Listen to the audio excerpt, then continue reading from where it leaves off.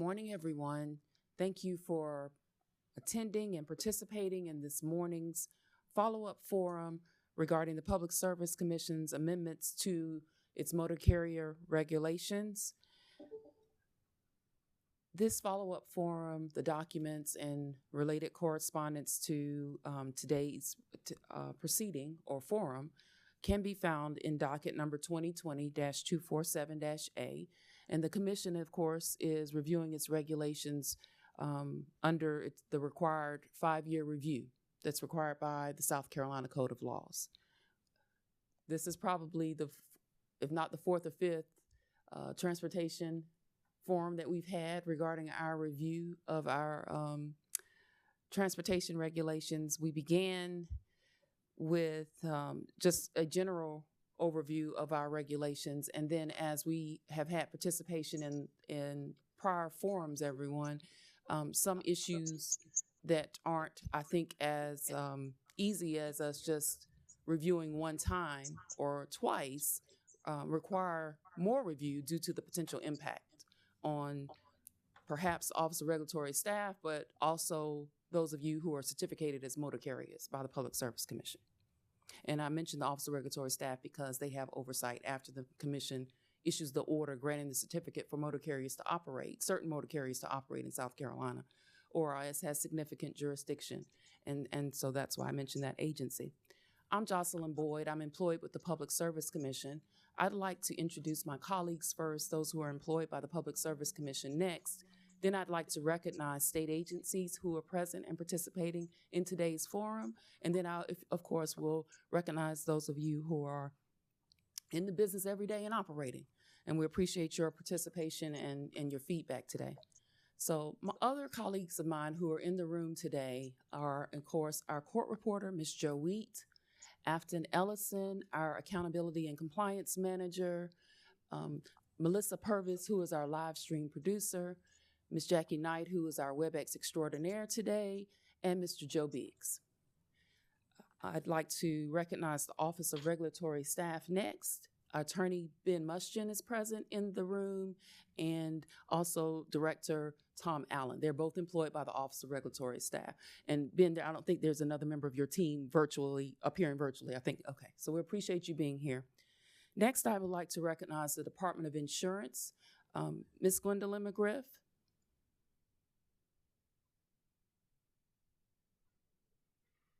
Is there someone else? I saw Ms. McGriff's, I see her name on the WebEx.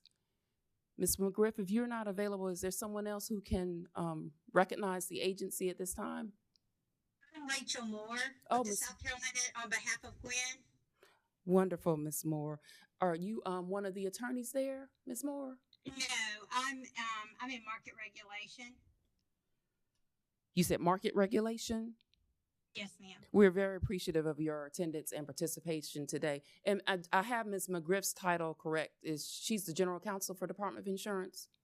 She is Deputy Director. Deputy Director and General Counsel for the Department of Insurance. We really appreciate your participation today.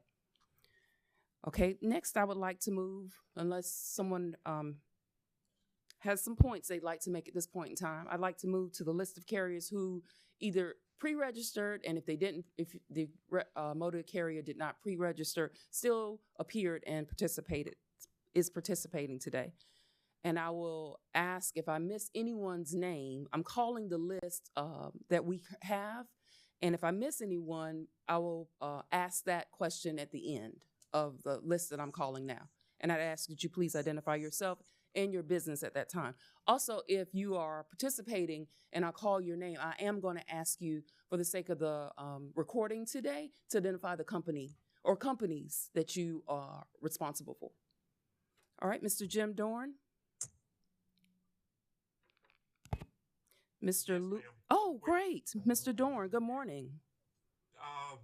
We're with Peach Blossom Express, which is a transportation service for Edgefield County senior citizens. Thank you. Okay, Mr. Louis Chamel.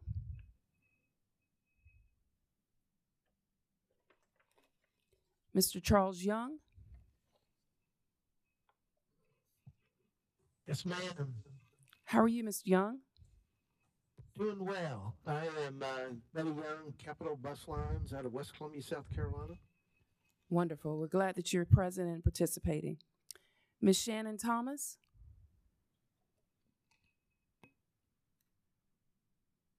Hi, can you hear me? Yes, ma'am, Ms. Thomas. Good morning. Hi, good morning. I was having some audio issues.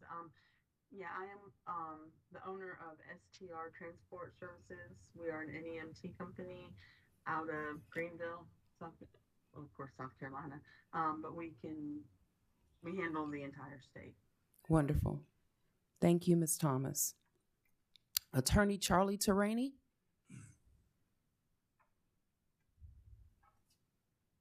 Thank you, Ms. Boyd. I am Charlie Terraney. I'm an attorney practicing before the Public Service Commission.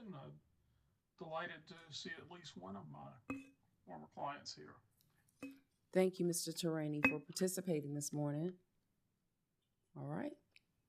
Is it Mr. Clytus, Clytus?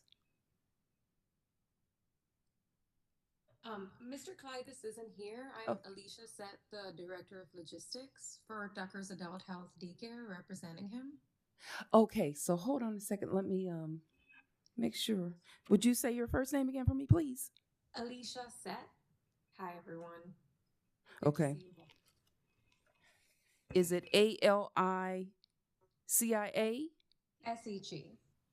SHE. And Ms. Shett, please state your the business that you're representing again. Appearing on Logistics for Ducker's Adult Health Daycare in Walterboro. Is that we provide NEMT services to all our adult daycare participants. And is that Ducker's DUKERS? No, that's like D for Tammy. Ducker's. Yeah, I think Ducker's. D oh, for Tammy. Tucker's. Yes. Thank you. Tucker's Adult Daycare? Yes, Ducker's Adult Health Daycare.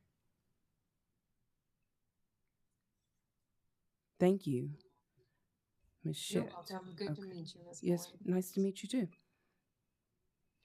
Okay, so Mr. Clytus couldn't make it. All right. What about Miss Allison Omundson? Yes, ma'am. You did pretty good. It's Allison Omundson. I'm with ABA Moving and Storage, doing business as 2 men and a truck in Charleston. Okay, wonderful. I was following. Okay, I see. Yes, ma'am. ABA Moving and Storage, doing business as 2 men and a truck. Thank you so much. Thank you. All right. And I know Mr. Watts is present. Mr. Watts was appeared first in the hearing room this morning. So he's seated over here in the white shirt or off-white shirt. Mr. Watts, how are you? Good morning. I'm fine, thank you. I'm Mark Watts. I'm one of the board members for the South Carolina Non-Emergency Medical Transportation Association, and I'm also owner of Southeast Transportation, an NEMT company operating both in the upstate as well as here in Columbia. Thank you. Thank you, Mr. Watts. Okay. Also present in the hearing room is Ms. Valerie Bartley. Yes, currently I'm running my shuttle charter from St. Matthews, South Carolina. And is the name of your charter Midway Transportation? Midway Transportation, LLC. That's correct. Shannon Stamos? Yes, ma'am. Shannon Stamos with Positive Moves. Good morning, Ms. Stamos. Morning. All right. Attorney David Popowski.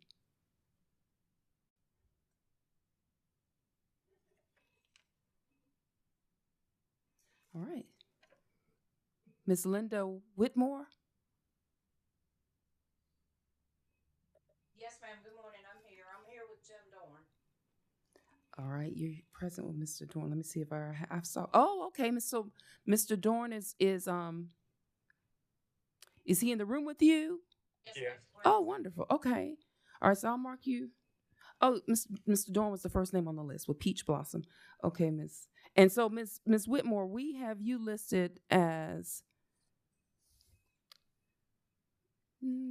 Edgefield County Senior Citizens Council, which is also Peach Blossom. Right. Okay. Blossom. I'm transportation director. Thank you. Mr. Derek Baker? He is here. He's just stepped out of the room. Okay, present too. Awesome. Mr. John Madden? Yes, ma'am. Good morning. With Eastside Transportation Services, Greenville, South Carolina. Thank you, Mr. Madden. And then Mr. David Johnson?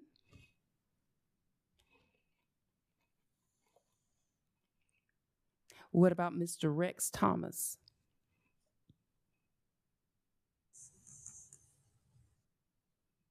All right. Miss Alicia Sett? Oh, that's, you know what? Miss, I've already called you. You were on the list. We have your last name spelled as S-E-T-T. Is that correct? Miss Sett? I'm sorry, my internet connection is acting up a little bit. Yes, SCTT is correct. Yeah, we have you on the list. I do see you. I apologize. No, that's absolutely fine. Okay. Miss Jess Haynes? Miss Jess Hayes. Yes, ma'am. Would you tell us with whom you're employed?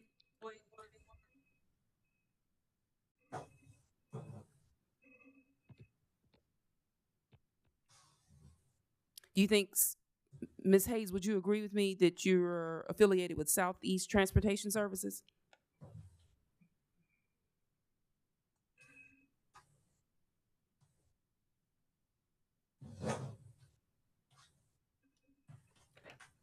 We'll come back to Ms. Hayes. I think maybe.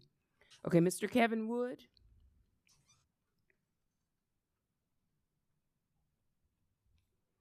Mr. Mike Stamos. Okay, and Attorney Mustian, we've already recognized Attorney McGriff. Mr. Mike Silva. I am here. I am the owner of South Carolina Low Country Limousine. Wonderful, thank you. Miss Latoya McClam.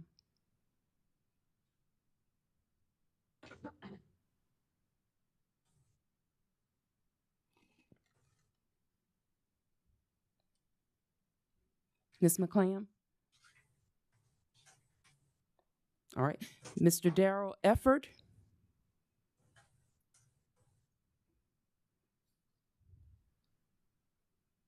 Miss Cassandra Milton. And then we have a Tiffany who is, I think, affiliated with Gray Line of Myrtle Beach. And also a Mr. Thomas Johnson. Mr. Johnson. Yeah, representing TNP Transportation Services. Sir. Mr. Johnson is in the room. Yeah, if you have Donald Johnson on there, I'm representing him as well. He's Peace of Mind Transportation, but both of us couldn't be here because one of us had to do the hospitals. Yes, sir. Thank you for coming. Now, did we also want to recognize? No, not yet. Thank you, Mr. Johnson. Janoris White.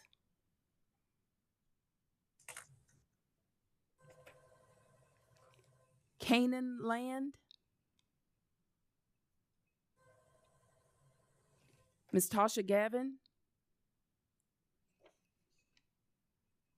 All right, and then Ms. Moore with Department of Insurance. We've recognized Ms. Marietta Givens is in the room.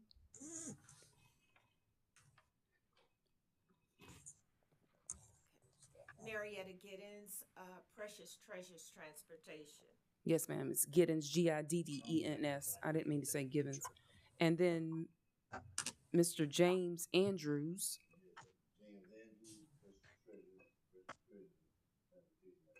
All right. Mr. James Andrews is with Precious Transportation 2. Then Mr. Peyton Green. Yeah, I'm Peyton Green. I'm the owner of Check Your Other Cab. Also represent West River Taxi and Congaree Taxi Leasing. Thank you, Mr. Green. Okay. Excuse me.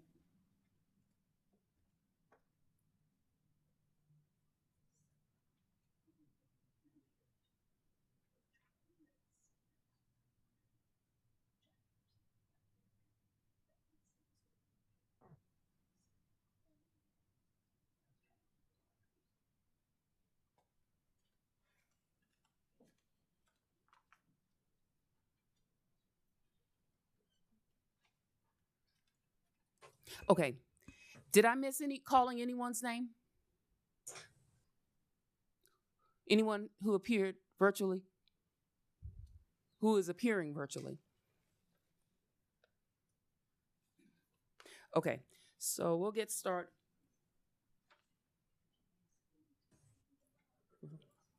Sure, when we get to that. Okay, when we get to when we start asking for your feedback regarding changes to the regulations related to the insurance liability limits, and then also motor carriers' requests for exemptions related to marking or placarding of the vehicles, I'm going to ask if you would state your name first before you provide your comments.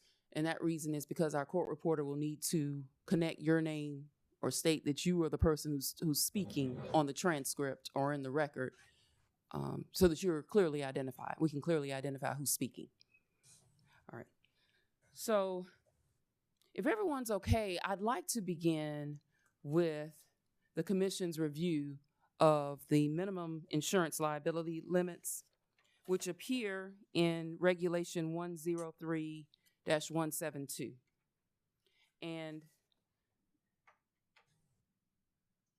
the changes that we are proposing relate to the minimum in the schedule of minimum limits for carriers who are transporting passengers. The Department of Insurance did a lot of research for us related to other statutory requirements for insurance limits in other jurisdictions. And I have a copy. I think a copy was provided in the back, is in the back of the room for those of us who are present in the hearing room. And then for everyone else, I will ask Ms. Purvis to display what's on the desktop here so that you can see, if you haven't already viewed this document in our docket management system. So it's on our website under docket number 2020-247A. After staff reviewed the Department of Insurance information, which we very much appreciate, and the Department of Insurance included its research from South Carolina's insurance limits, Georgia's, North Carolina's, and Florida's. And then the Department of Insurance also included information regarding the federal government's federal regulations, let me say it that way, federal regulations regarding motor carriers and insurance limits, those motor carriers who are regulated by on the federal level. That's a better way to put that. So we wanted to, our South Carolina limits right now, everyone, as you are aware, are lower than those other jurisdictions I just mentioned. Georgia, North Carolina, Florida, and the federal code. I think this is the Code of Federal Regulations that I'm reviewing now. And we understand that there will be an impact, of course, if the commission decides to, after we file the proposed regulation, if the commissioners who their seats are on this bench, they make the decisions about whether or not the proposed changes that staff suggests are even presented to the General Assembly for the General Assembly to basically decide whether they agree with the commission's order or not. But Mr. Turaney was kind enough, and I think it was a great idea. He's one of the attorneys on the appearing virtually, that we should speak to you all who are actually operating motor carrier businesses every day to get some feedback from you.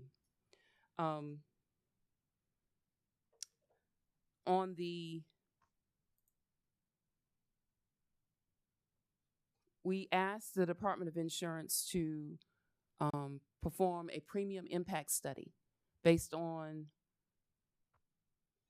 adjusting passenger minimum insurance liability limits. Right now, it's 1 to 7 passengers, 25,000, 50,000, 25,000.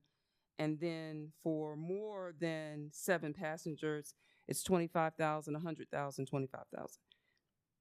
Well, that's 8 to 13, 8 to 15, and 16 or more, it's 25,000, 300,000, 25,000.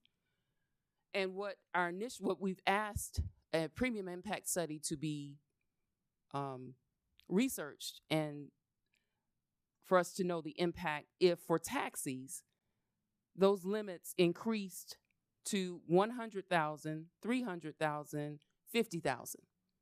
Because as I said, our state's limits are much lower. All other passenger carriers other than taxis, the new limits, Ms. Purvis, would you display what I have here on the screen? Please. Thank you so much. So this is basically what I'm reading, everyone. And for those of you who are appearing virtually, I hope you can see. So I just mentioned for taxis, what would the impact be if the minimum insurance liability limits move to 100,000, 300,000, and 50,000 for all other passenger carriers, and that would be for charters, non-emergency. If they're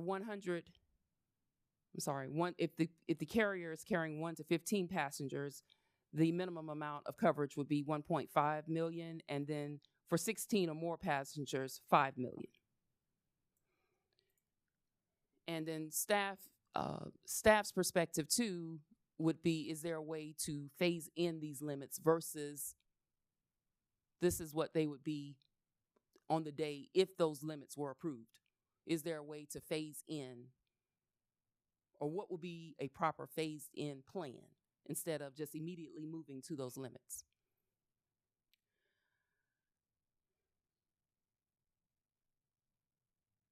So I think that's perhaps, we can start there with feedback that you have.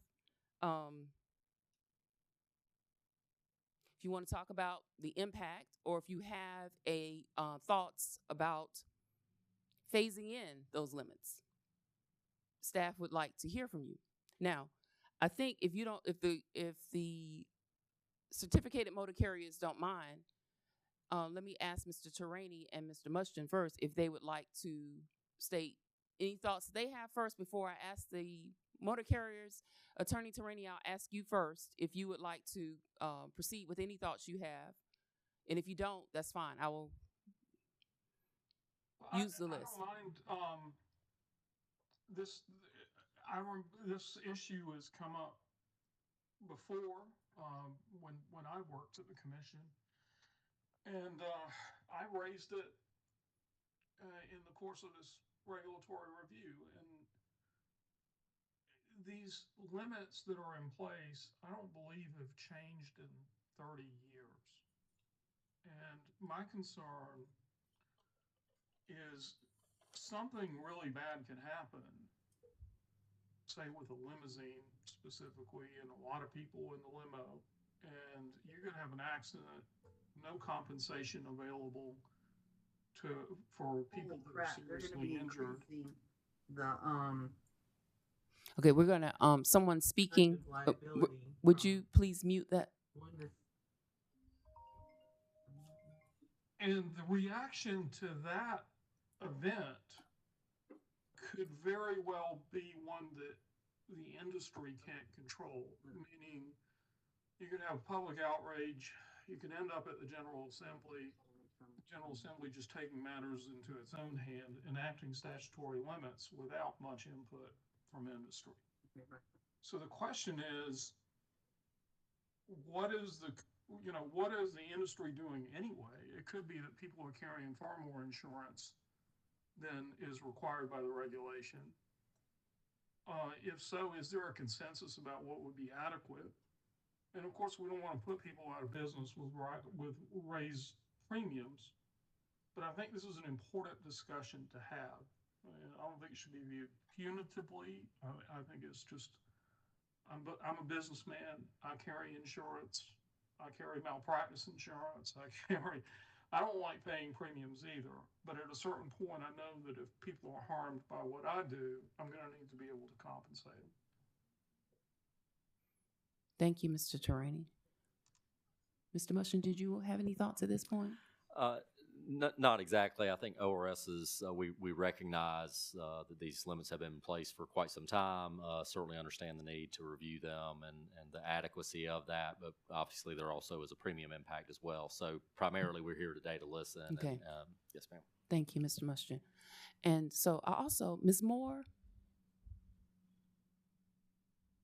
is with the Department of Insurance. Yes, and Gwen has joined us. Okay. So she's gonna be speaking on behalf of the department, and I'm gonna just listen in with you guys. Thank you, Ms. Moore. I didn't know if Ms. McGriff was available yet. So Yeah, she's on right now, and I'm gonna go silent. Thank you, Ms. Moore. Deputy Director McGriff.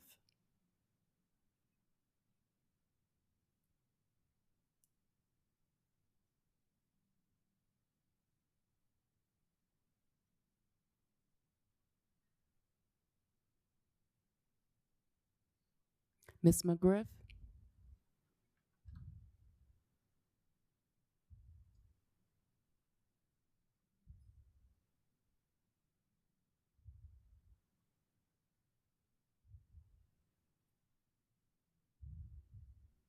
Well, I can still stand in until if you guys don't mind, 1 second, I can reach out to her. But I can stand in until she joins. Okay. And Miss Moore, let me know when she does join, if you don't mind. I think she has some points about this past legislative session she might want to talk about. So let me know if you don't mind. I don't mind. Thank you. I will let you know in just a minute. Okay. Okay. So everyone, may we start with the list then to see if you all have some feedback for us, if that works. Okay, I'm going to start with Mr. Dorn.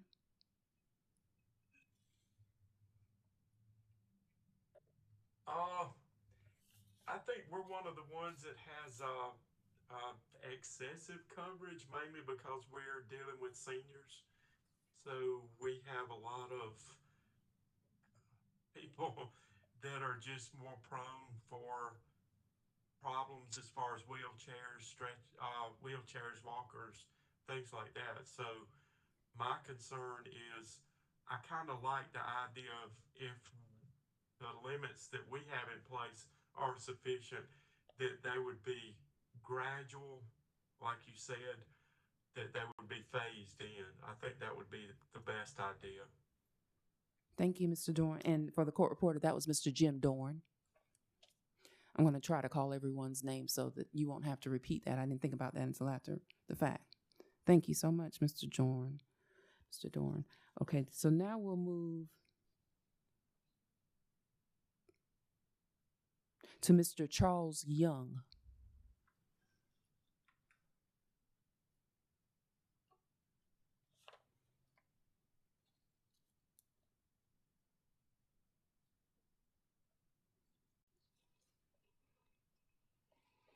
Mr. Young, okay, maybe Mr. Young doesn't have anything right now. Miss Shannon Thomas.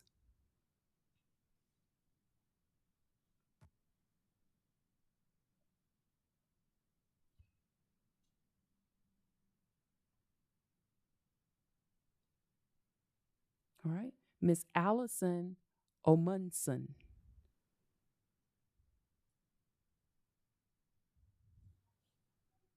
No comment. Mr. Mark Watts.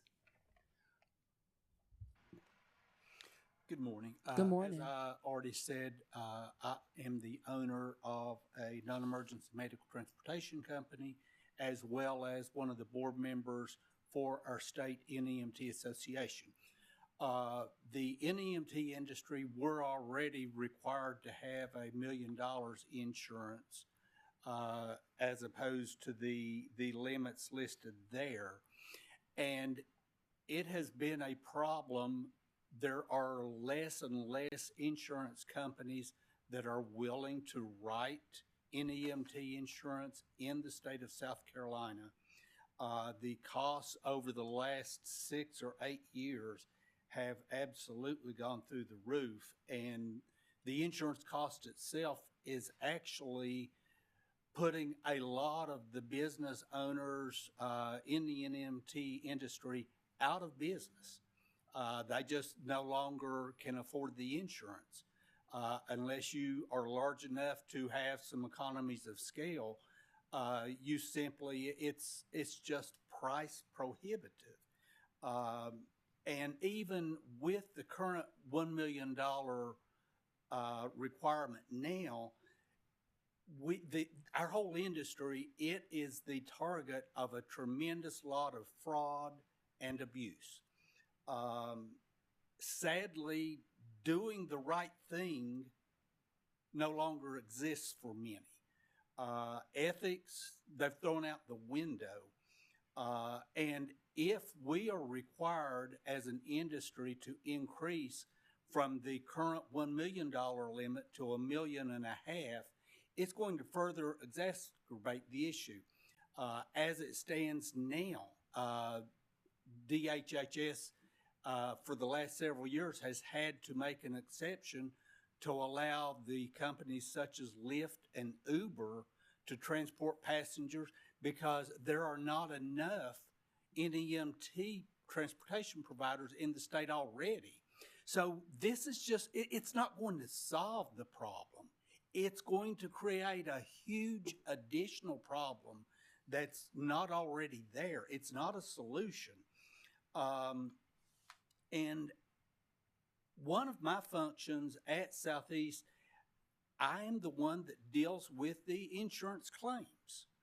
And I don't know if folks that are not in our industry understands how the game is played or not. But typically, again, someone mentioned earlier that you're transporting folks that may not always be in the best of health. But the word on the street is it's free money. If there's an accident, let me give you an example of what normally happens. Let's say you have a small bump in a parking lot or whatever.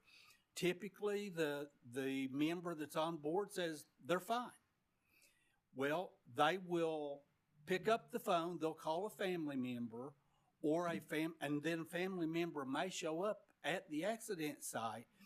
When the rider talks to the family member, now they were all right 5 minutes ago, but now suddenly the family member says, oh, you're not all right. You've got to go to the hospital.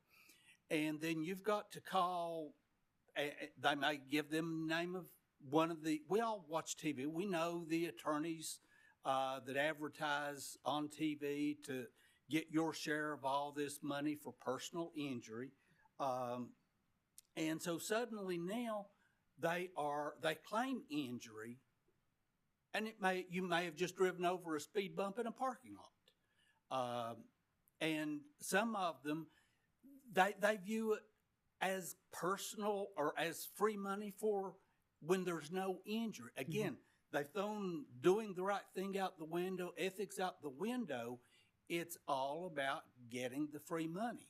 And so they'll get one of these attorneys, and the insurance company knows how expensive it is to fight a claim, even though we all know that particular claim is fraudulent. And again, I'm not referring to a legitimate claim with this. I'm referring to claims that are clearly fraudulent. And once the attorney gets involved, then a lot of times, then that person is referred to a doctor or a chiropractor, and they're treated 3 months, 6 months, 9 months for soft tissue injuries. When there was, based on the preponderance of evidence, there was no injury to begin with.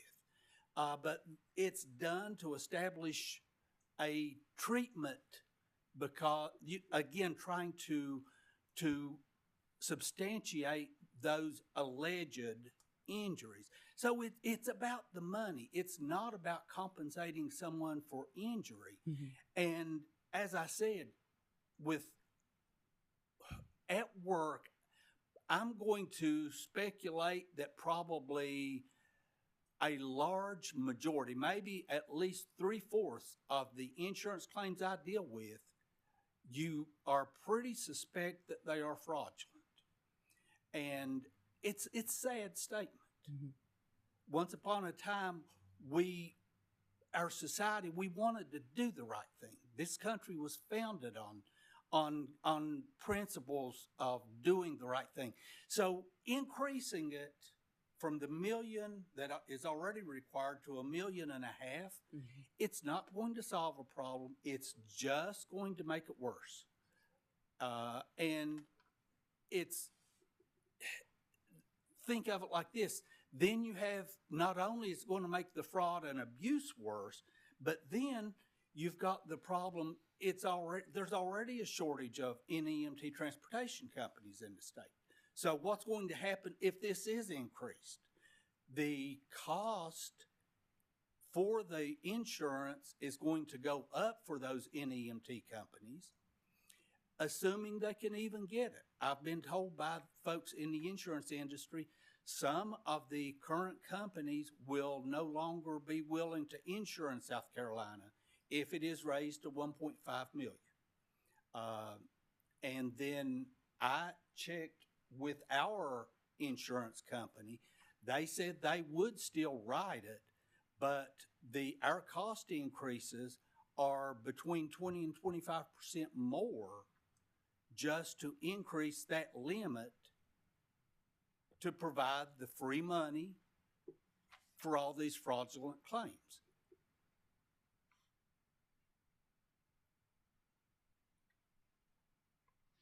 I appreciate your comments and also the information you provided about your conversations with your insurance carrier and the impact, Mr. Watts. I really do. Thank you.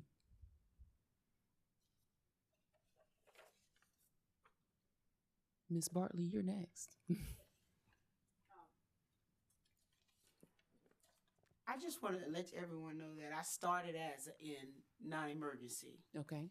And I had to, when I evaluated, it was something that when I came in, it was not obligated to me a year ago what I was going to make, what my company was going to make. And apparently, I realized I paid more money in the insurance at the minimum of $1 million for the non-emergency rather than what I made as overall for the year for my company. Okay.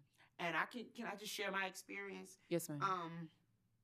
We don't, when we come and get a certificate, and if you increase this stating that we have to have 1 million, you don't really know what you're going to be making in the company, but you already know that this insurance companies, and I've learned over the year that these companies are now financial companies. They're not they're attached to financial companies. And what's happening is they're getting their annual fee for that year for your premium. I just received something, $23,000 was going to be for my non-emergency, which I have not even made it $23,000. Okay. So that was a recent invoice? I saw that, I was going to be renewed in June. Okay. But then the broker that I was working with, I had to get an additional insured for this company as well on top of the one that required by the state for non-emergency. Okay. So what I'm saying is this: what happens if you're not even making the income, but you're just making the insurance company? And that's what happened to me for the whole entire year. Because even when you come through the ORS as new companies, you're not guaranteed to make any money. Mm-hmm. And there's no way of having these brokers that's coming in South Carolina to have an opportunity just to add on your an additional insured their company, Mm-hmm. which making it in the contract stating they don't want no responsibility if something happens, and you're sitting there trying to pay your insurance, but you're not making no money, which that's what happened to me. And I feel that if you increase it, it's definitely going to put a lot of folks, and I'm in it for a year, and I had to suspend mine so that I can revisit some things. So that's what I'm doing, my charter. But still, like the gentleman said, it's hard to get insurance in South Carolina for passenger across the board. And I know that we're focusing on claims, but we need to look at companies who are not making any money, but still trying to keep up with this insurance to keep the certificate going. That's all I say. Thank you. Okay. And let me see, Ms. Bartley. So is Midway Transportation, that's your NEMT business? Did I? I'm currently I have a charter and a non-emergency, but the non-emergency is I suspended for until November, but I have currently is doing the charter. Okay. Did you have any comments though related to the impact it may have on your charter? It will definitely, like I said, it will be a great impact because the insurance was increased. How long have you had your charter license or certificate? It's for the same period of time. Mm-hmm. Okay, And also just wanted to let you know also the minimum that you were asking for, like for the 8 to 15, the companies that gives the e-forms, and I'm saying the companies that gives the e-forms because the small businesses do not have the Form E. The forms, but they're willing to give you the minimum what the state. Mm-hmm. I try to get the minimum from the companies that offer the e-form. Mm-hmm. They refuse to give me 25,100. They said the max was going to be 300. Oh, okay.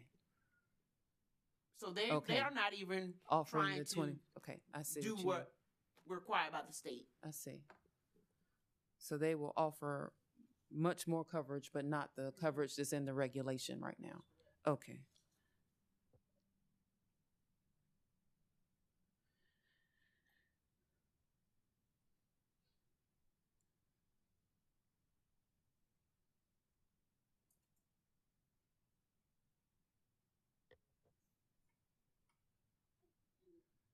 Add? Yes, ma'am. The income is always asked when you're getting insurance. They ask, do you know what are you going to be making for the year? Mm-hmm. They just want, because that is considered when you're getting your insurance. Okay.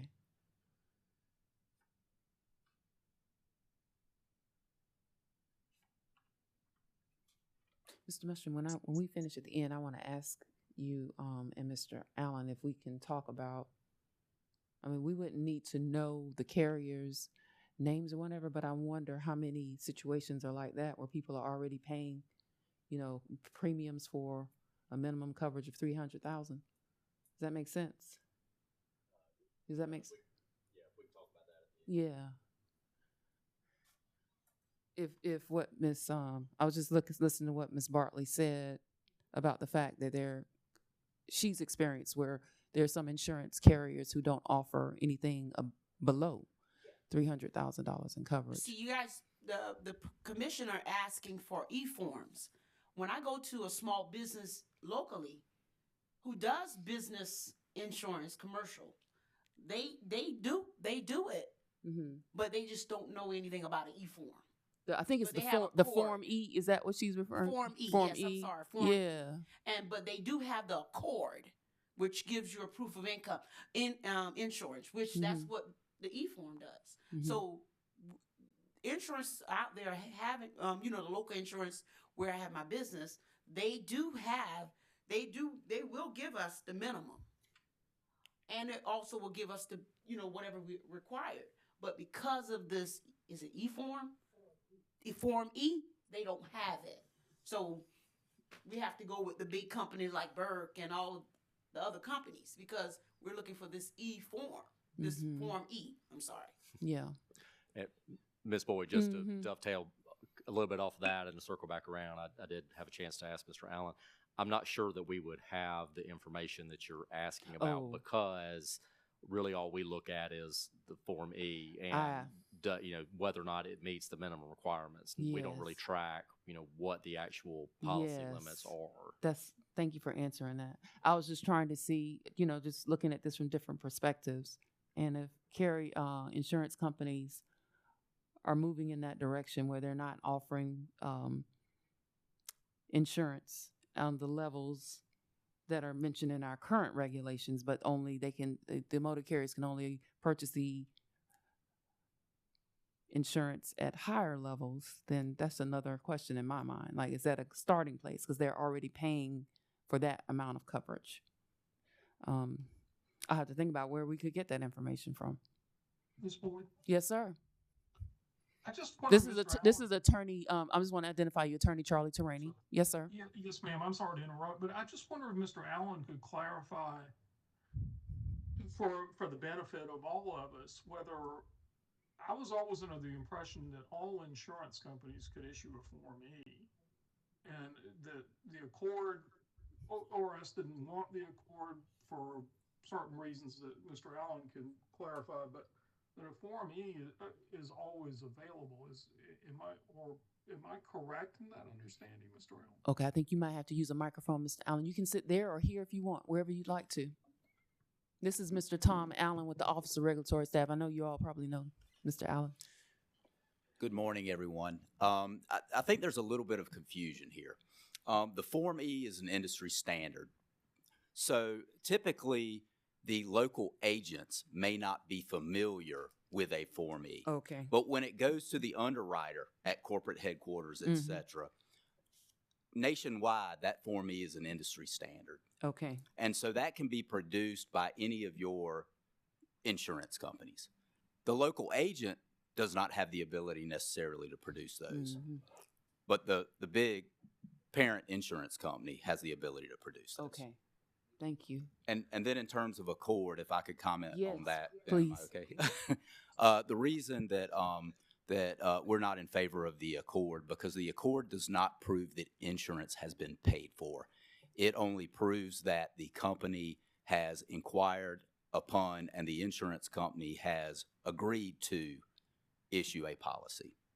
And the Form E proves that you have minimum coverage, but also that that coverage has been paid for and is valid. Thank you so much. Does that make sense, Ms. Bartley? Okay. Thank you for providing that. Thank you, Mr. Terani, for your question. Maybe that's helpful for others who may have experienced what Ms. Bartley has. So it's another, appreciate that, Mr. Allen. Okay, Ms. Bartley, do you have anything else? Okay. All right. Ms. Shannon Stamos.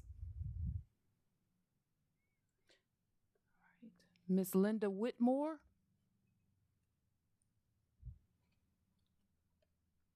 Mr. Derek Baker. I'm just calling everyone's name. If you don't respond, I'm going to move on. If you don't have a comment at this time, that's not a problem. Mr. John Madden. All right. I didn't, earlier when I called Mr. David Johnson's name, he didn't respond, nor Mr. Rex Thomas. I'm going to come back to Ms. Jess Hayes. All right. I don't think Mr. Kevin Wood is available, nor Mr. Mike Stamos. Mr. Michael Silva.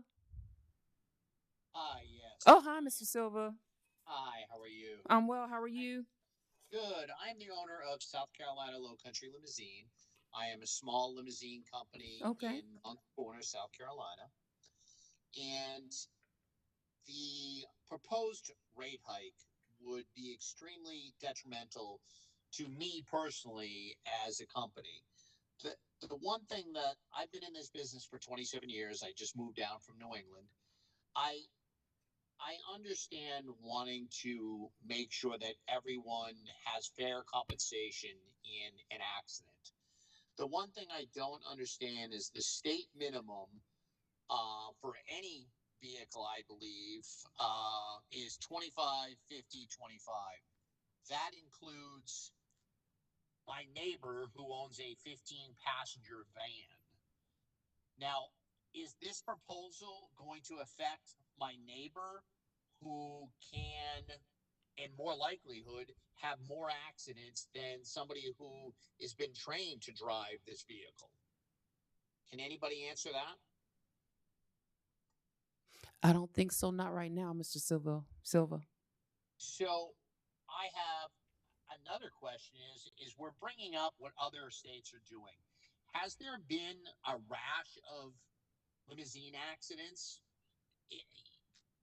Are we not going on, well, they all jumped off the bridge, so let's do it too.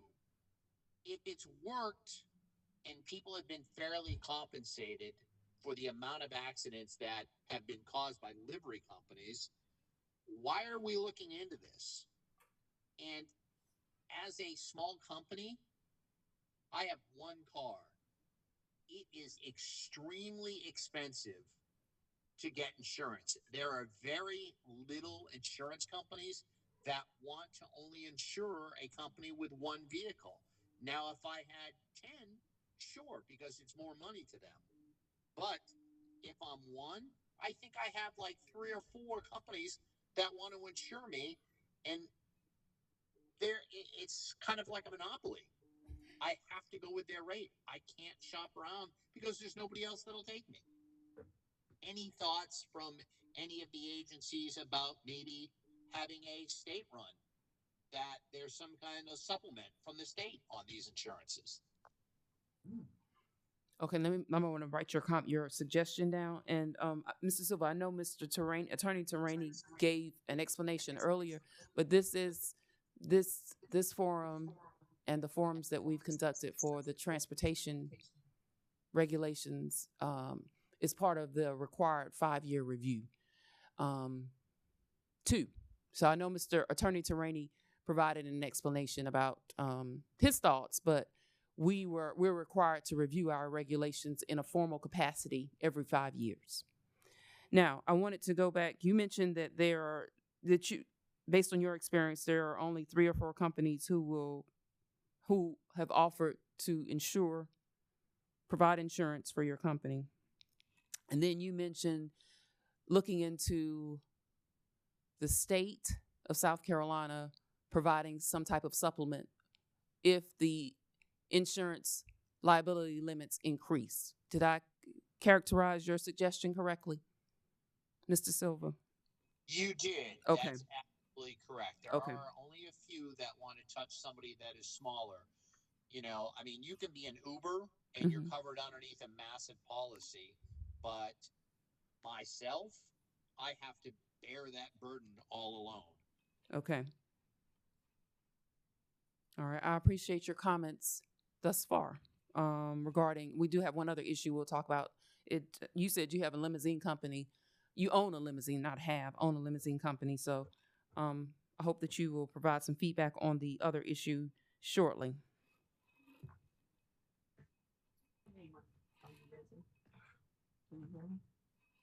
Okay. We're going to move on from Mr. Silva for right now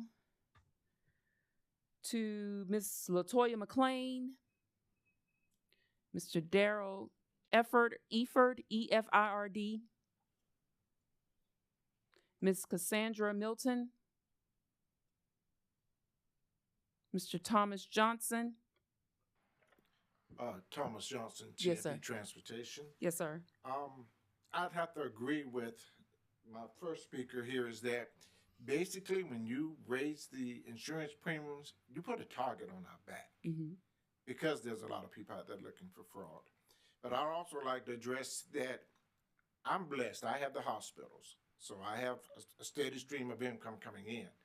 The only problem is it's hard for me to expand my vehicles Okay. because of the insurance. So you run in EMT business, or what type is yours? Non-emergency medical. Non-emergency, yes, sir. Okay, Yes, ma'am. thank you. But the problem that we're running into is that the hospitals are even running into problems of people being able to transport. Okay. Because there's not enough companies out there. Okay. So that's the main problem. I get 20 or more calls a week for people that need just private rides because their insurance won't pay or they don't have Medicaid. And I can't afford to take them because they can't afford the price. Okay. Already they can't afford the price. So my thing is, whenever we can, we try to provide free transportation for the seniors that don't have Medicaid or don't have insurance when we can. So if you keep raising we keep raising the insurance, that's going to stop me from being able to provide the free services that I provide because of the fact of the liability. So again, my biggest problem is that I've been blessed to be able to afford it. I have all three hospitals, Richland, Baptist, and Park Ridge, along with 2 other nursing homes. But it's just a company of 3, just me and my 3 brothers. Okay. And we're overwhelmed. Okay. But again, we do what we can.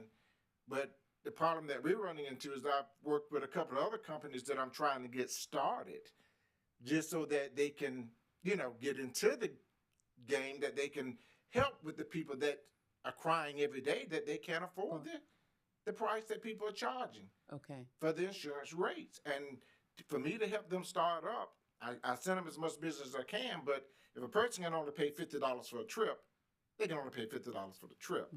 Most of your trips start at $150. Okay. So basically what you're saying is that if you increase it, then that little $50 that they're trying to do to provide help for the community just goes out of the window. So again, that's my main concern. My main concern is being able to help the least of us. Again, we can take care of those that can afford the $150 or the $300, but I guarantee you, there's more people out there that can't afford that.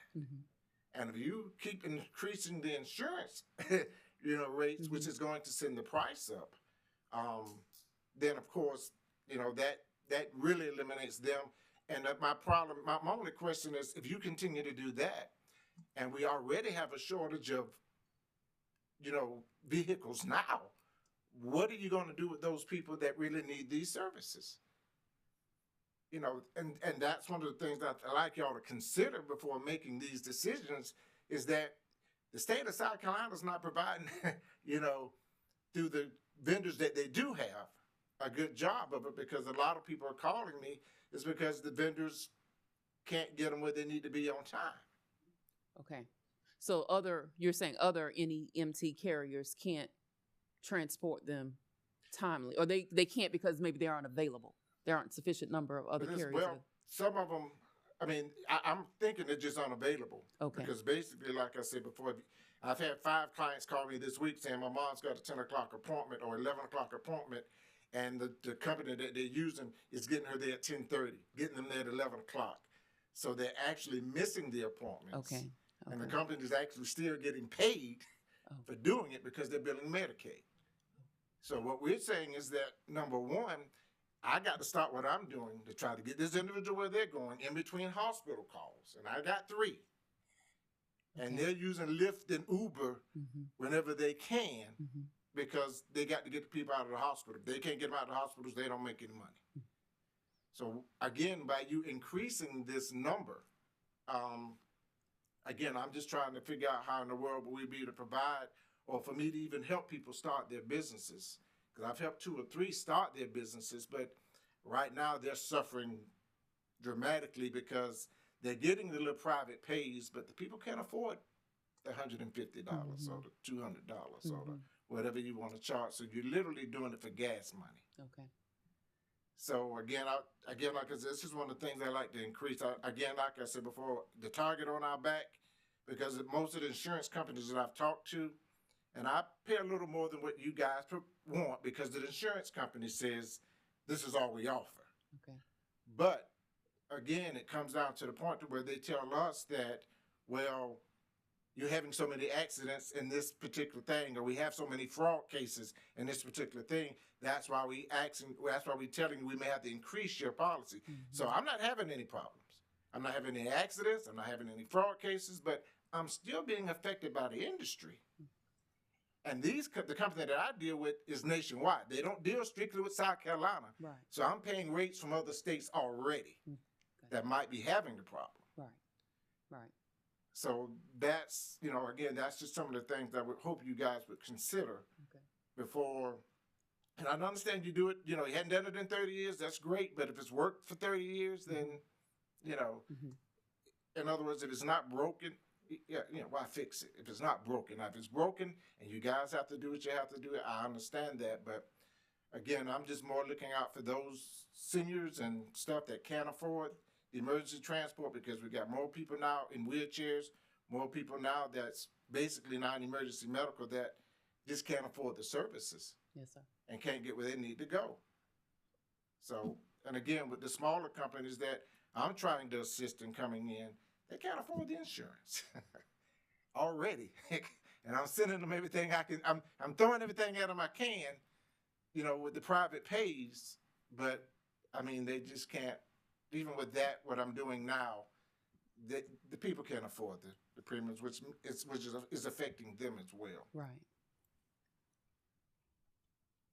Thank you very much for your comments, Mr. Johnson. Okay. Mr. Norris White, Canaan Land, Ms. Tasha Gavin, Ms. Marietta Giddens, do you have any comments? Yes.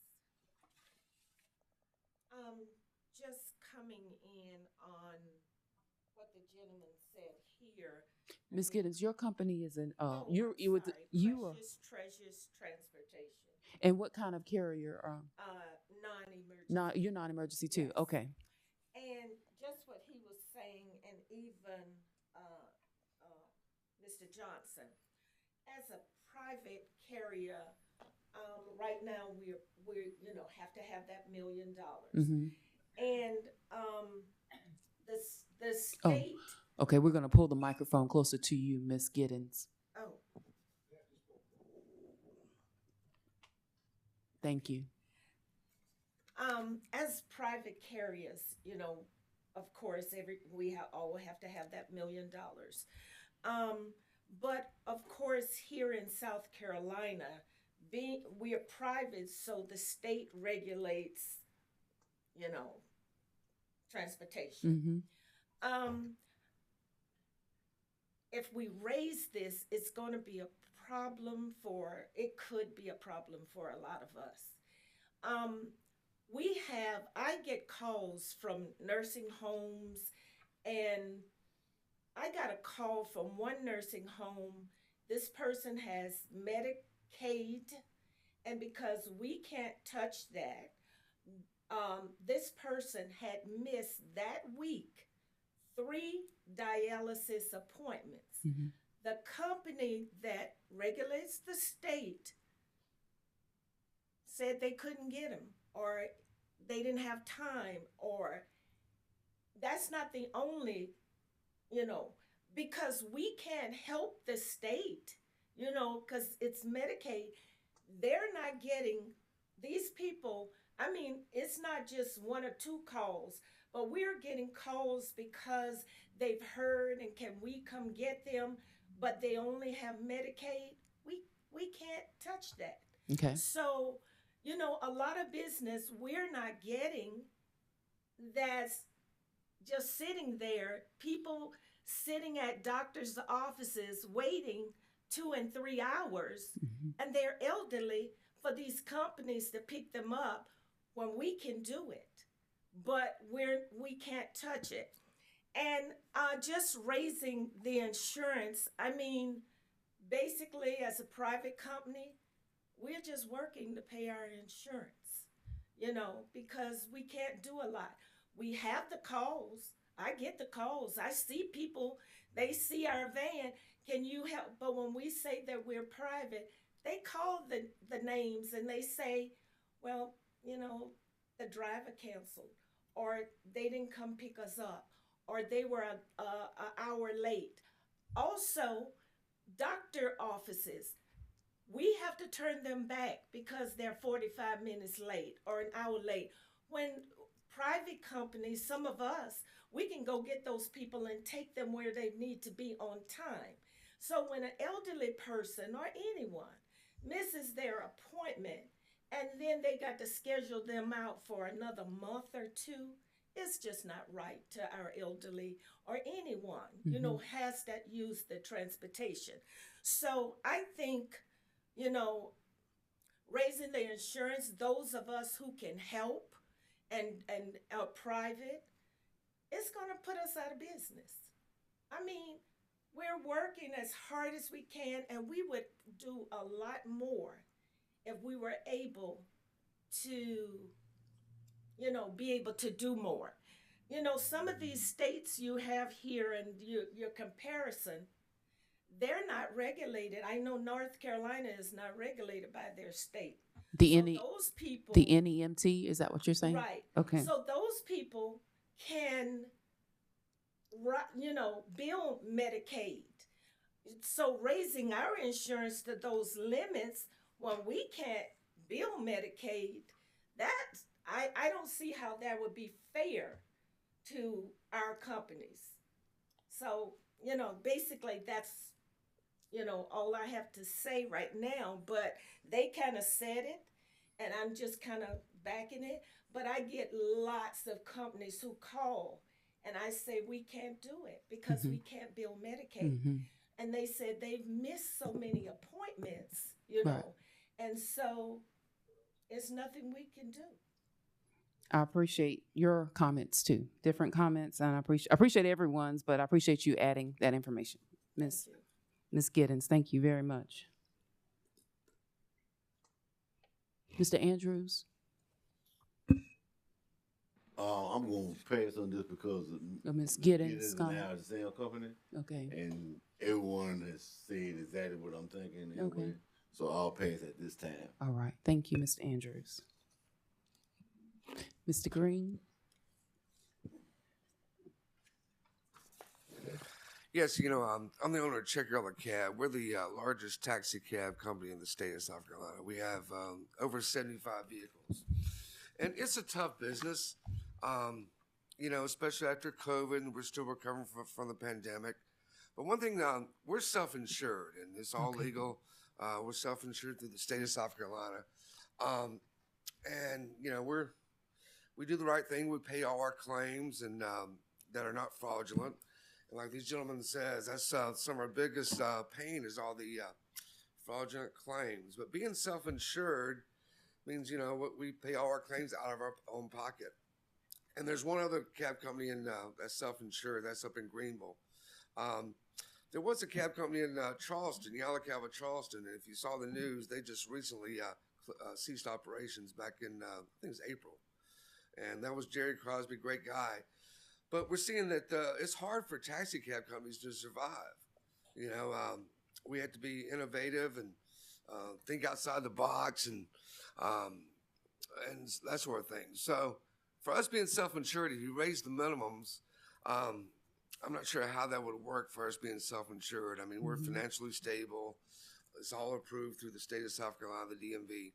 But I just want to mention that, you know, it's a tough business. I mean, taxi cab companies, I mean, there's less and less of them. In fact, I get phone calls all the time. Hey, come and expand into Charleston. And because, you know, a lot of our visitors to South Carolina, Charleston's a tourist spot. So they get to Charleston and there's no taxi cab. So they, you know, let's take an Uber or Lyft. And so I think, like all these gentlemen have said that, you know, it's a tough business. We work hard. You know, I was born and raised in South Carolina. You know, so, you know, do I want our state of South Carolina to be like California? No. New York? No. You know, I think, you know, I'm proud to be a South Carolinian. I was born in Anderson, South Carolina in 1964, so born and raised. So I just think that a lot of times, like, well, why are we looking at this? You know, have there been issues or problems? Are we just changing the, I know you mentioned every 5 years you're required to do a review. So, and I think that's good. And then this young man here said, if it ain't broke, don't fix it. You know, I mean, I've heard and said that a million times, you know, so, you know, I'm not sure if you're getting a lot of complaints from riders and passengers. Hey, you know, we had an accident and no one paid us. I'm not sure if you're getting that. I don't think you are. So, and as everyone said, it's a constant battle. You get a passenger and they fake an injury, and then you know, they won't. They see a yellow cab and they see dollar signs. You know, so it's tough. I just think, you know, my opinion is raising the limits would put make it harder for small businesses. So yes, that's sir. all I got. Thank you, Mr. Green. You're welcome.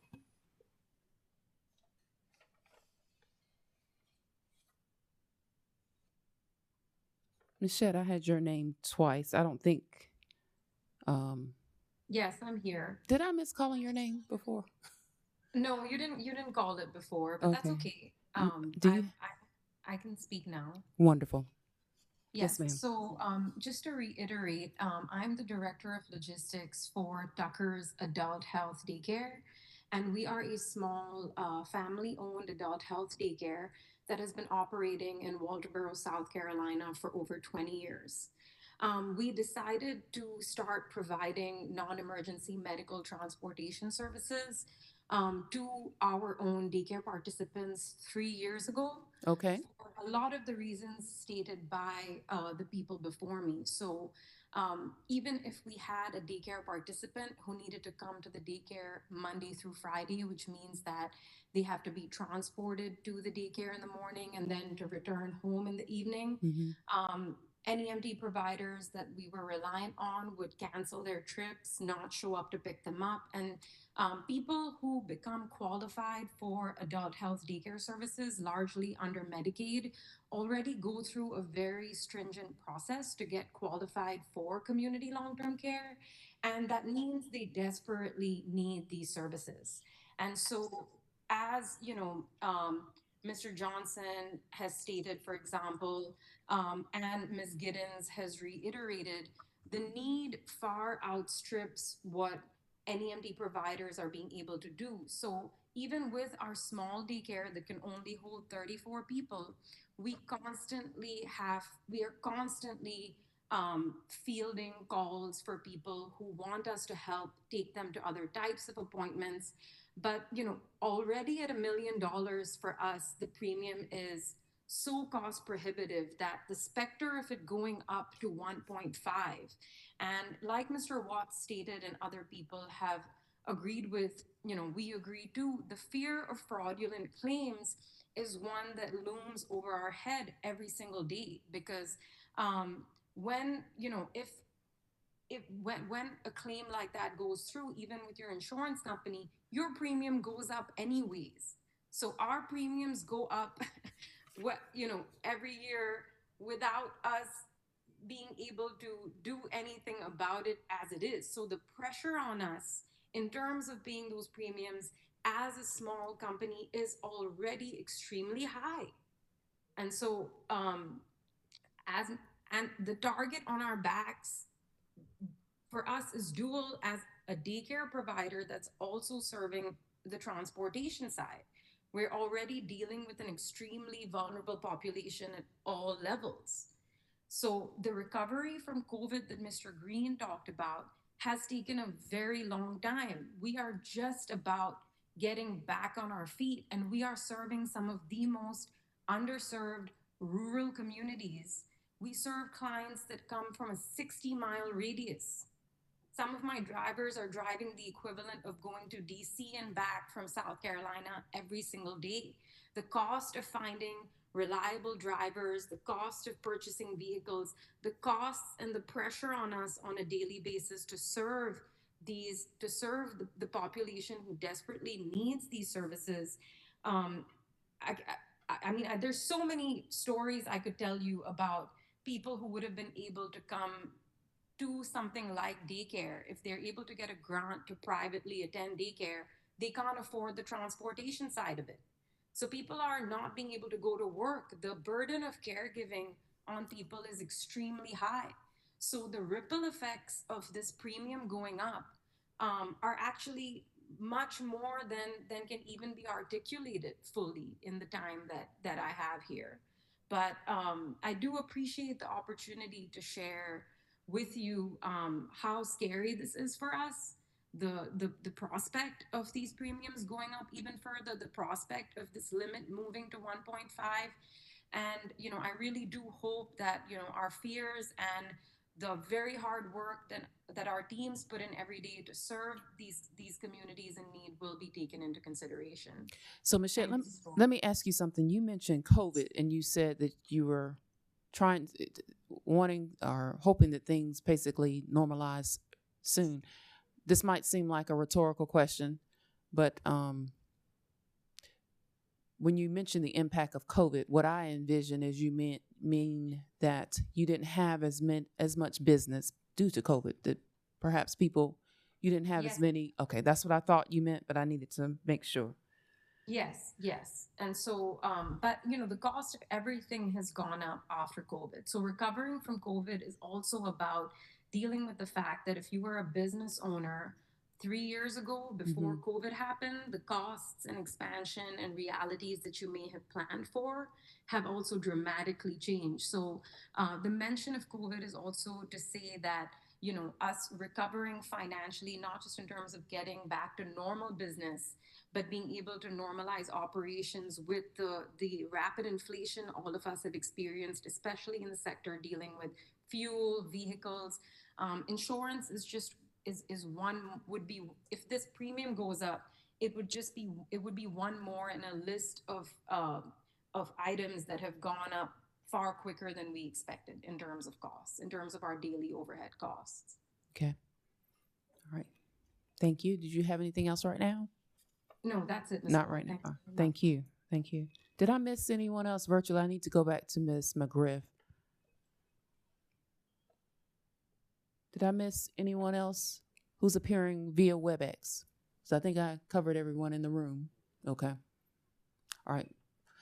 So we're gonna Miss Deputy Director McGriff, are you available?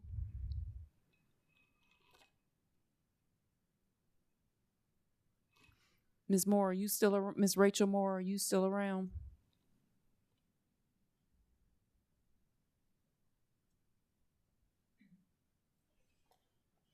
Ms. Knight, do you see either of those names on WebEx? Both are on? Okay. All right. So everyone, I'm going to move to, Ms. Wheat has a question. Sure. How do you need? Okay, Ms. Wheat, our court reporter, has asked for a short break for about 5 minutes. When we return, just so everyone understands, we have one other question we wanted to ask if you have feedback, and this is regarding the placarding that's required by our regulations. If we have your company's name. I'm looking for my paperwork. Oh, here it is. Basically, your company's name, I think your certificate number, that's what we want to talk about. And requesting an exemption from that requirement from the commissioners. We're trying to see if there's a standard for requesting an exemption. Yes, sir? Ms. McGriff is in the comments. It said that she's been speaking, but you can't hear her. Oh, okay. And that she's unmuted, but for some reason she can't be heard. I'm also going to have to excuse myself. Okay. Another engagement, but thank you for this opportunity. Thank you, Mr. Taraney. Okay, so what we'll do, Ms. McGriff, I hope you can hear us. We're going to work with you during these next 5 minutes. We'll take a 5-minute break, everybody. Thank you.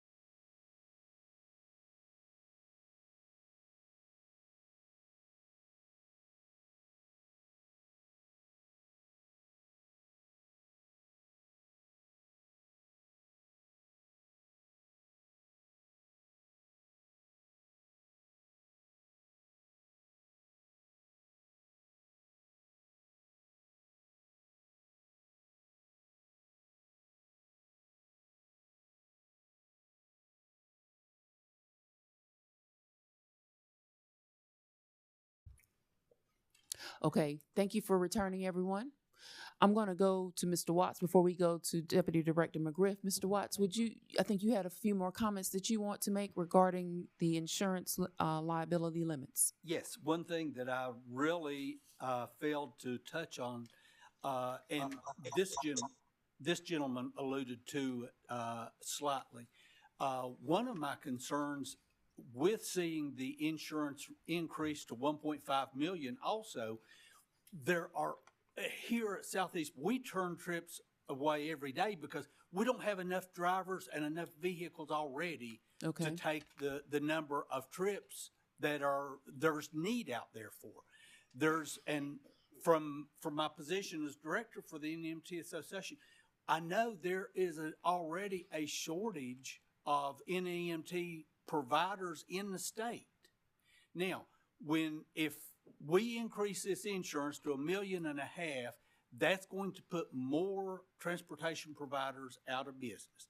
When the need is not already being met, when $1 million is required, what are we saying? If we increase this insurance to $1.5 million, there's going to be more senior citizens, more disadvantaged people who are currently maybe getting to their doctor that then will not be.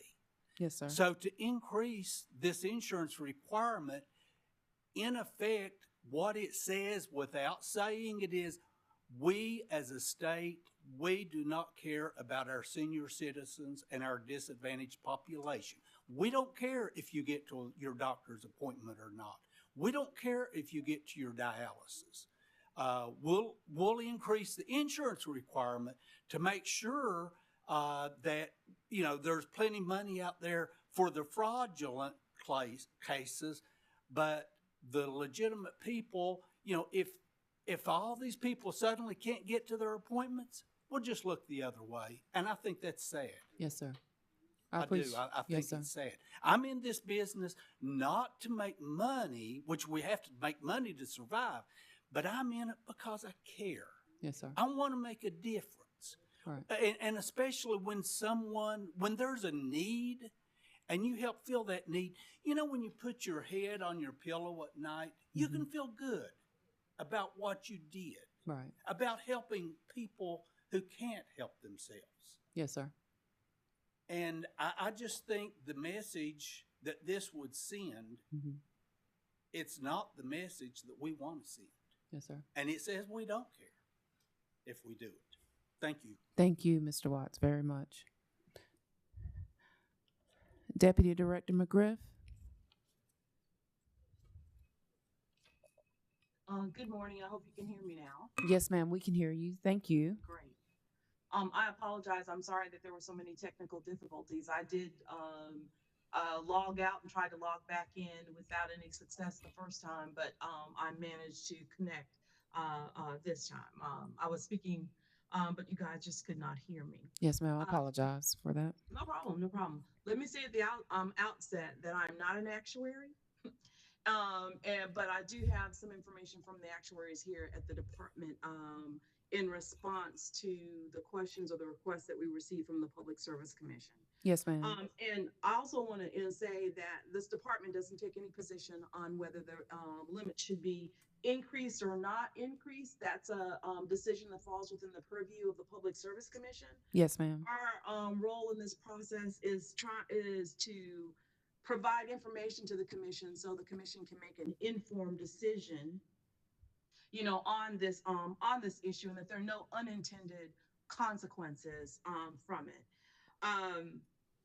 The information that was alluded to earlier about the limits or the minimum limits in other states, that was basically provided in response to requests for information about what other states are charging for different types of commercial auto insurance coverage.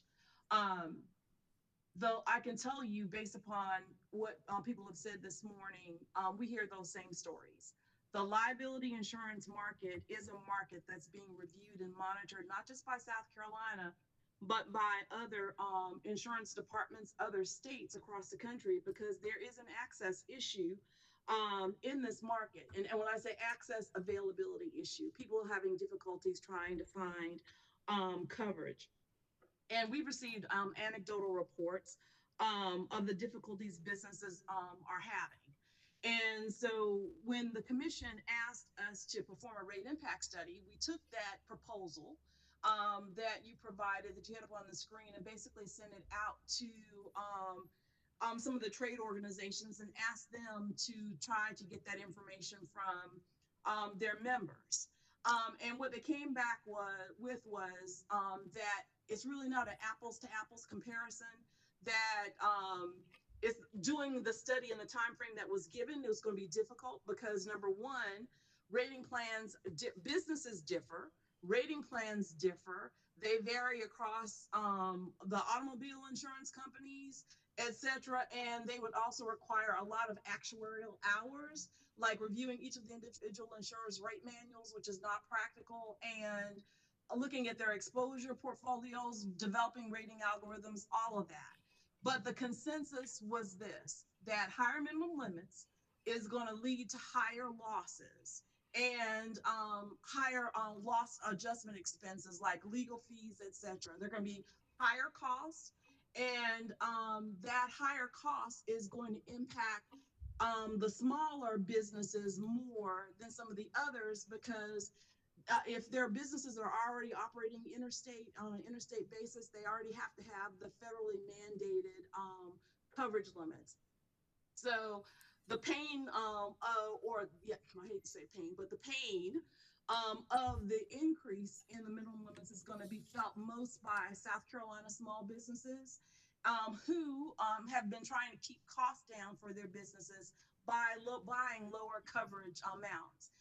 There will be additional affordability issues on those smaller businesses, and as many of the speakers have said this morning, some of them may not be able to compete, which would force some business shutdowns or eliminate some jobs. Others may try to go bare, and I'm just only expressing not my opinion, but the information that we received back in response, that some may try to go bare without any type of coverage, which would drive up uninsured motorist cost in personal and commercial auto markets.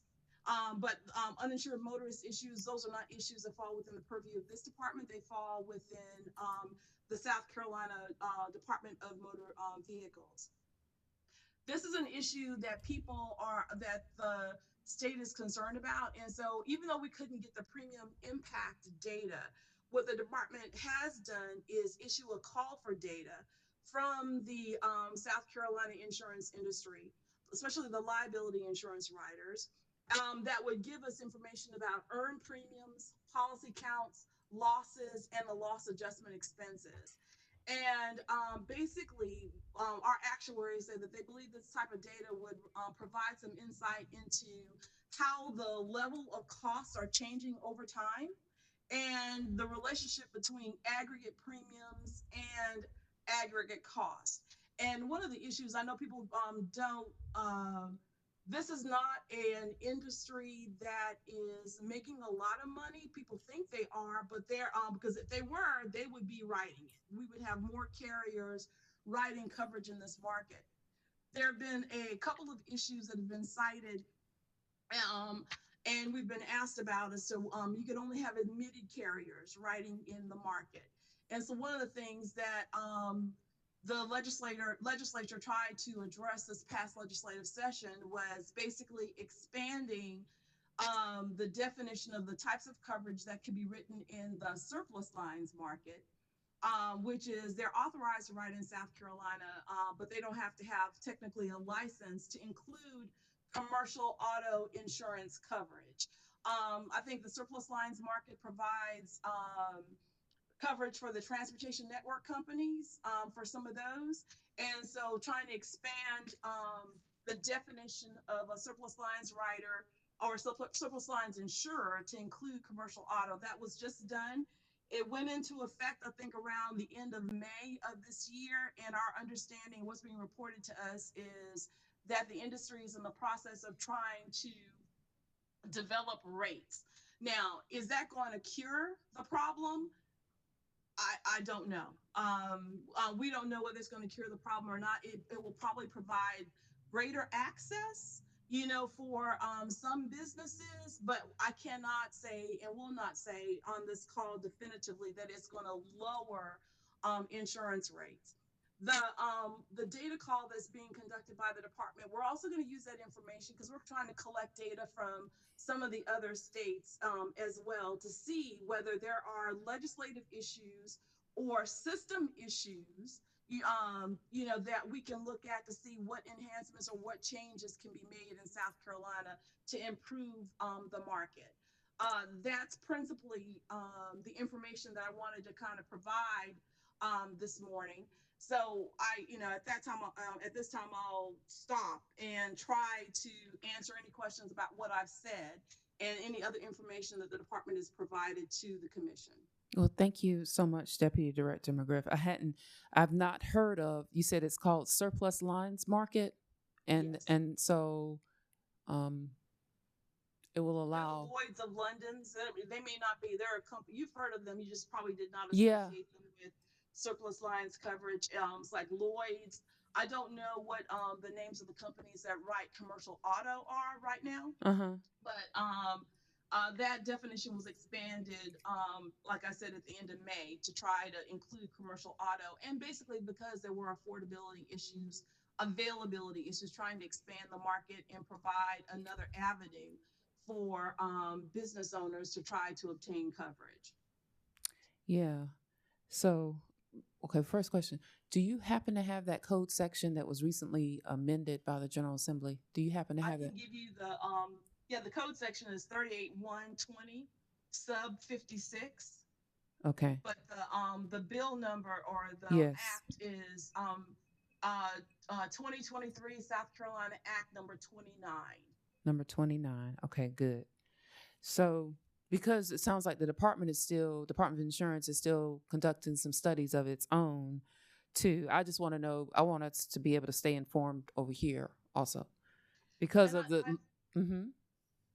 that the data is coming. I think the data has started to come in. Okay. Hopefully we'll be in the next, let's see, this is about the middle of July, be in by the end of this month. And then they're going to be doing the data analysis and preparing a report. And I believe that the plan is to deliver that report to the General Assembly. Okay. By January? The General Assembly is also concerned about. So we're trying, and it's not just liability insurance coverage runs the gamut. I mean, it could be liquor liability has been an issue that we've heard about, medical malpractice. There are various forms of liability insurance that we've seen some tightening of the market, and basically our role is to try to see what we can recommend to improve the market, and the operation of the market in South Carolina. I will tell you that the mandated coverages don't always have the impact of lowering cost. Right. Right.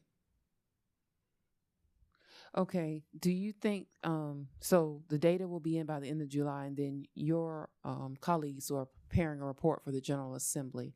Yes. All right. And you think that I think the report will be public when they deliver it to the General Assembly, they will make a copy of the report public. Will it be on your website? Should we check back at the end of the year? I mean, the agency. It will be on the website. I can't, but what I will do when it is public, I will send a copy of it over to you. Okay. All right. Okay. So I think at this point, I'd like to just see the report that you all are preparing. I want to look at this act number 29, but then also review the report that you all are preparing. Mr. Mushton, did you have any questions for Ms. McGriff? Okay. And the only other suggestion I have is that I've only participated in a couple of these, couple of the forums, but the Department of Motor Vehicles, have you engaged them at all in this process? Not yet. No, ma'am. But I would strongly suggest that they be engaged in the process. And number one, because this I think relates to financial responsibility issues, and just trying to make sure that everybody is on the same page, and our laws and the way that we're implementing things are consistent across the board.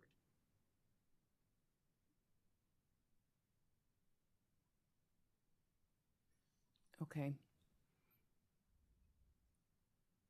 All right. Well, I was just thinking, if we were to conduct, I think prior to us even scheduling another forum, we would want to see the report that you all prepared before we even engage Department of Motor Vehicles, and I also want to read the new act. Now, it's just a change in the definition, but it just Okay. expands the definition of surplus lines to include commercial auto liability, and well, actually, it says commercial motor vehicle liability is the coverage. Or the term that's been added to that particular definition. The department's in the process of trying to issue some bulletins and provide some guidance. And so when that is done, I will get that information over to you as well. Okay. But the call for data that you have issued, that's not a premium impact study, but it's basically data on what certain limits, liability limits or liability coverage would cost those companies?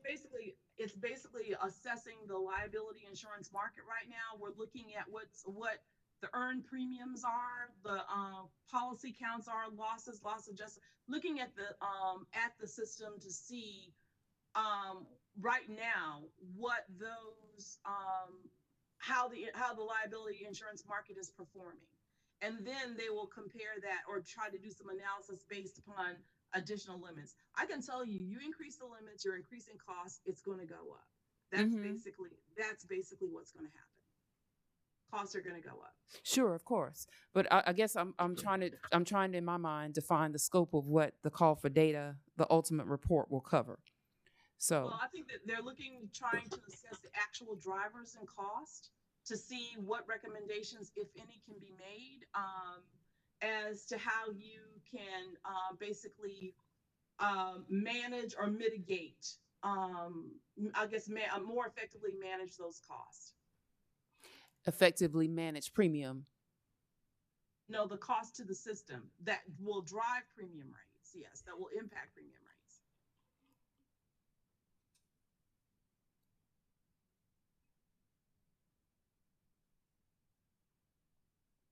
I think basically the information will help the department see for how much money insurers are earning and how much they're basically paying out in claims costs. Okay, that's real plain for me. I appreciate that. So if in some markets, they are paying out for every dollar.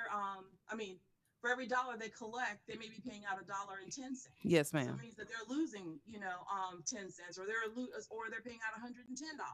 They're losing $10. It will help us basically assess, I guess, the profitability. Yes, ma'am. Of the market, and that will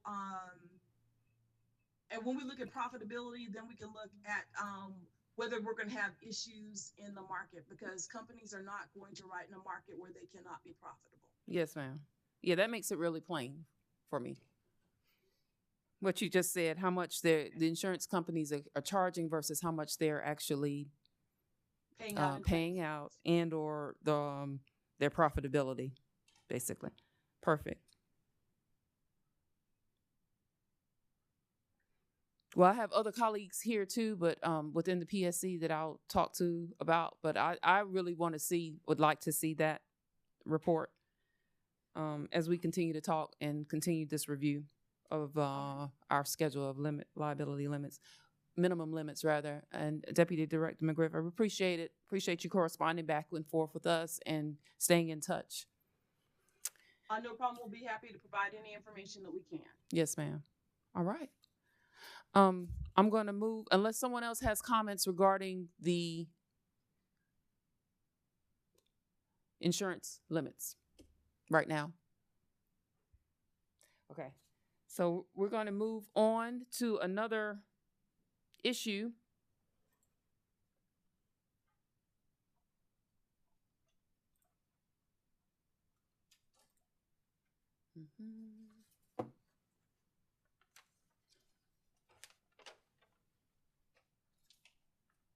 I may have to, Miss Purvis, I may have to use the document camera for this one. I don't know. I can't find an well, let's see. No, Miss Purvis, I'm wrong. It's on DMS from April 12th, so I will find it on the web.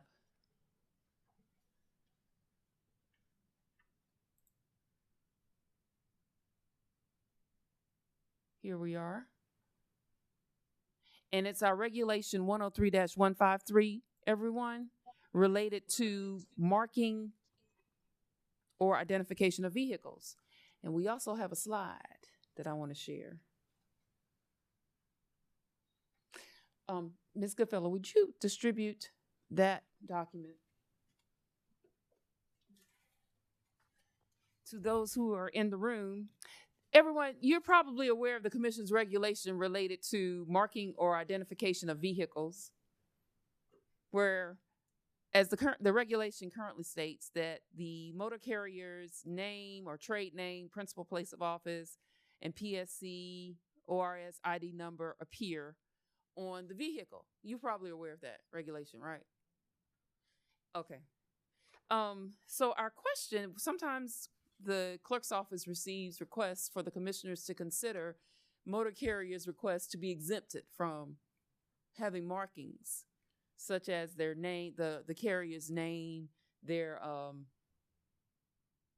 PSC ORS ID number on the external, on the vehicle. And so the staff, let me display another document. And Ms. Goodfellow just distributed some proposed changes for this regulation, but I want those who are appearing virtually to see this. Okay, so let me go to this.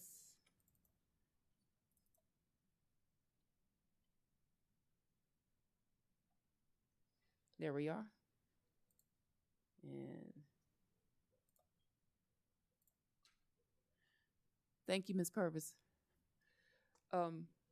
So what you will see in a minute, if you don't already, is a slide that basically has some proposed changes regarding this regulation. I think those of you in the room who can see those changes, they're underlined and they're also in yellow. We're trying to make our regulations during this review, any that we are, where we're proposing changes, that if they're reference to a person is not gender neutral, that we're making it gender neutral. So you see the word HIS struck in number 2. This recommendation regarding the sample, we wanted a name that probably wouldn't be used. Maybe someone has a name of Richard Skinner Trucking Company, so that's why that's struck. And the new proposed language would be Stacy Doe doing business as Doe's Transportation. But really what I wanted feedback on is if someone asks the commissioners, look, there's a reason why we don't think that our vehicle should have those markings on the outside, like the name of the company and the number. What's the threshold? When should those type requests be considered? So, one example or one proposal is number 4. The commission may consider requests for exemptions from compliance with this section if the monthly average compensation for the motor carrier exceeds $300 per trip for the prior calendar year and the trip is prearranged. And so our prearranged trips could be, for example, limousine, those of you who have certificates to operate limousines. That's an example. Maybe this has not impacted you. I don't think it impacts a lot of carriers. And if it doesn't, if you don't have any comments, that's fine. Does anyone in the room have any comments regarding a threshold or when the commission should consider a request? Mr. Mushton, Attorney Mushton. Sure, Ms. Boyd, thanks. So I think, and I don't know that I have a specific recommendation at this time. I think the concern would be as far as the exception. So right now, under the current law with the passage of the Senate bill last year, we're not issuing decals. So if there's an exception, then it would be difficult for us to identify who the carriers are. Okay. So under number 4, if you've got average compensation exceeds $300 per trip, what immediately jumps out is household good carriers, because they're basically, that would then give them an exception, I would think, in every situation or most situations, because those carriers are going to more than likely exceed $300 per trip. Right. So if there's an exception for them, then there is no placarding. Then it's going to be very difficult, I think, for our transportation officers to be able to identify. Who is a carrier and who is not. So, I think $300 is probably low. From a consumer protection standpoint, I think that would be problematic. Okay. So we'll just ask you to consider that when looking All right. at it. And Mr. Allen can correct me if I've said anything wrong, but I think that's summarizes pretty well what our thoughts would be. Yes, so it's consumer protection, but also you have officers who monitor that behavior, and you need a way to identify who's on the road, who's doing what. Okay. Correct. Okay. Thank you very much for that. Okay. May I ask online, those who are appearing virtually, does anyone have a comment? I do. Okay, would you identify yourself, please? Michael Silver. Oh, hey, Mr. Silva. Yes, sir.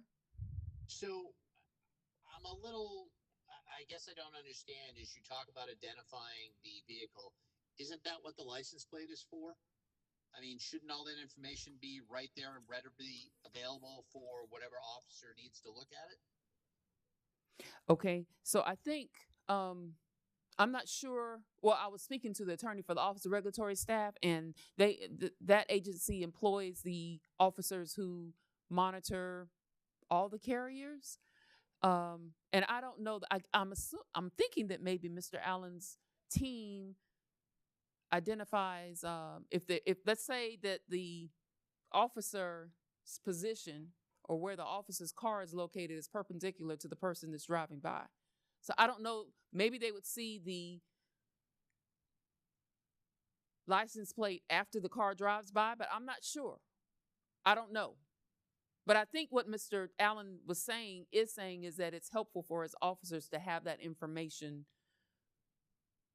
displayed, readily displayed, so they don't have to, because I guess it will take time to actually, once they find the license plate number to, or locate it, see it, to know who that motor carrier is, to identify who that motor carrier is. But if the ID number is on the side of the vehicle, they can research that issue much quicker versus trying to research a driver's license, not a driver's license, a license plate number. Okay, thank you very much. I appreciate it. Yes, sir. Okay. Anyone other than, I knew we'd be talking again, Mr. Silva, earlier. You said you owned a limousine business. Thank you for your comments. Yes, sir. Does anyone else have any comments? Okay, wonderful. So everyone, regarding the insurance issue, I would like, of course, for us to be able to see what Deputy Director McGriff mentioned. I think that's important. I know PSC does not, of course, have the jurisdiction Department of Insurance has, but some of you mentioned indirectly insurance companies and the rates that you're having to pay right now. And I think the study that she mentioned I think the biggest term she used is they're looking at the profitability of the insurance companies. How much are you being charged, not just you, but other customers, and then how much is actually being paid in as a result of claims. And I, as an individual working here at PSC, would like to see that report before we move forward with giving you any other proposal, if there is another proposal at this point in time. So what I am saying to you is before we even would file a notice of drafting or start the formal process with this, we would communicate with you all again, if that makes sense.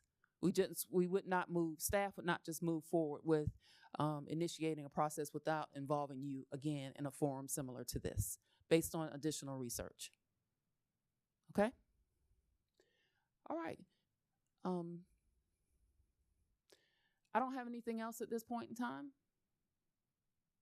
I hope everyone has a great weekend. And we'll communicate with you in writing like we did before, whatever the next steps are. Thank you. Seriously, no questions.